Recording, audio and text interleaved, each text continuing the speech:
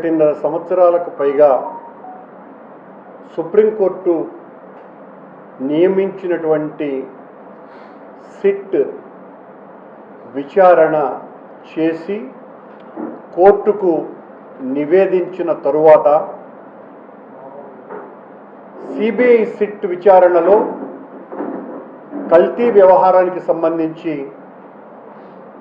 రాజకీయ నాయకులకు ఏ రకమైనటువంటి ప్రమేయము లేదు అనని సుస్పష్టంగా వాళ్ళు కోర్టుకు నివేదించిన తరువాత కూడా చంద్రబాబు నాయుడు గారు పవన్ కళ్యాణ్ గారు ఇద్దరు కూడా 1.5 సంవత్సరాలకు పైగా సిట్ నివేదిక ఇచ్చిన తరువాత కూడా వైఎస్ఆర్ కాంగ్రెస్ పార్టీ పాలనలో లడ్డూలో జంతువుల కొవ్వు కలిపారు అన్నటువంటి పాటనే పాడుతూ వచ్చారు. సిబిఐ తన నివేదిక ఇచ్చిన తరువాత ఆ నివేదిక మీద పూర్తి అసంతృప్తితో చంద్రబాబు నాయుడు గారు పవన్ కళ్యాణ్ గారు దినేష్ కుమార్ అనేటువంటి రిటైర్డ్ ఐఏఎస్ అధికారితో ఒక ఏకసభ్య కమిషన్ను నియమించి 45 రోజులలో దాని మీద విచారణ జరిపి నివేదిక ఇవ్వమనటం జరిగింది. దాన్ని పొడిగించినారు. ఆ ఏకసభ్య కమిషన్ ఏకపక్ష కమిషన్గా మారి చంద్రబాబు పక్షంగా విచారణ నూరి చంద్రబాబు ప్రేమేష్ కుమార్ లాగా మారి అది తన నివేదికను ఇచ్చింది. ఎలా? చంద్రబాబు గారికి సంబంధించిన రాహుకేతువుల్లాంటి ఈనాడు, ఆంధ్రజ్యోతి పత్రికలు గత 2 రోజులుగా ఈ దినేష్ కుమార్ అనేటువంటి వ్యక్తి నివేదిక ఇచ్చినాడు అనగానే చంద్రబాబు గారి కంటే ముందుగా వీళ్ళ చేతుల్లోకి వెళ్ళిపోయింది ఆ రిపోర్టు. దాని మీద వాళ్ళు ఇష్టం వచ్చినట్టుగా రాస్తున్నది మనం చూస్తున్నాం. ఈ రోజున నిన్న పర్టికులర్గా ఈనాడులో రాసినటువంటి రాతలు ఎంత అన్యాయంగా ఉన్నాయి అంటే, ఈ దినేష్ కుమార్ అనేటువంటి వ్యక్తిని చంద్రబాబు గారు నిన్ను టీటీడీ చైర్మన్ను చేస్తాను అని చెప్పి ఈ ఏకసభ్య కమిషన్లో ఆయనను నియమించినట్టుగా మాకు వచ్చినటువంటి సమాచారం. అందుకే ఆయన ఇష్టం వచ్చినట్టుగా చంద్రబాబు గారు ఏమి చెబితే అది తూచా తప్పకుండా రాసి పడేశాడు. ఈరోజు ఆశ్చర్యకరంగా చంద్రబాబును సమర్థించేటువంటి ఆంధ్రజ్యోతి పత్రిక ఒక కథనం రాస్తుంది, ఈనాడు మరొక కథనం రాస్తుంది. చంద్రబాబు పత్రిక అయినటువంటి ఆంధ్రజ్యోతి ఏమో అనిల్ కుమార్ సింఘాల్ ప్రథమ ముద్దాయి, ఆయన చర్యల వలనే కల్తీ జరిగింది అని వాళ్ళు రాస్తారు.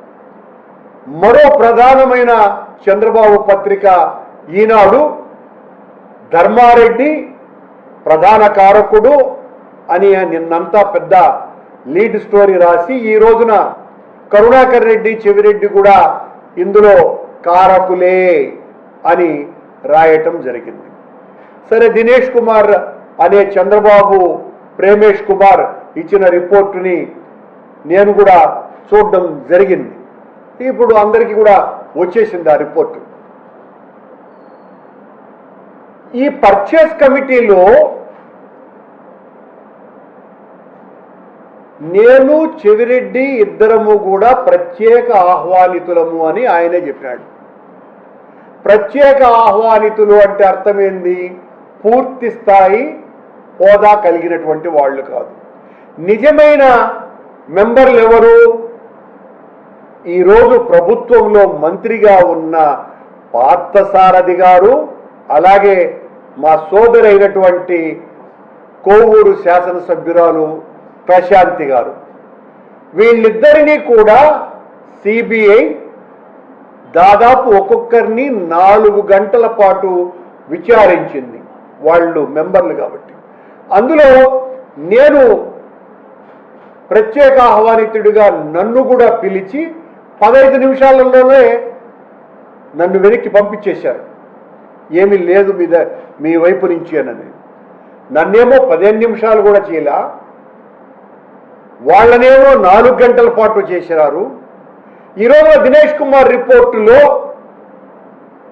ప్రత్యేక ఆహ్వానితులైనటువంటి చెవిరెడ్డి, కరుణాకర్ రెడ్డి కారకులు అని రాస్తారు, ఇచ్చినారు.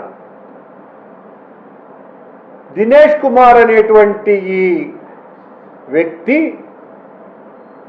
పచ్చి కరప్ట్ ఐఏఎస్ ఆఫీసర్ అని ముద్రపడినటువంటి వ్యక్తి. చంద్రబాబు టైంలో ఆయనను ఈయన చంద్రబాబు గారు చీఫ్ సెక్రటరీగా కూడా వేసుకురావటం జరిగింది.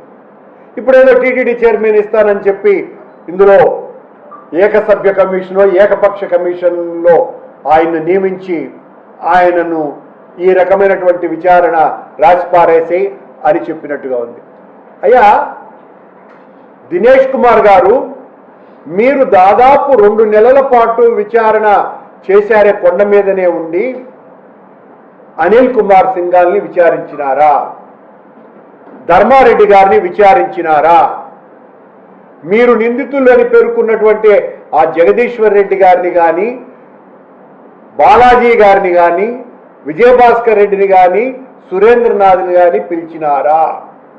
అలాగే నన్ను, భాస్కర్ని ఇద్దరిని విచారించినారా? మమ్మల్ని ఎవరిని విచారించలేదే. ఏమీ విచారించకుండానే మీ ఇష్టం వచ్చేట్టుగా మీరు రాసేసుకున్నారే.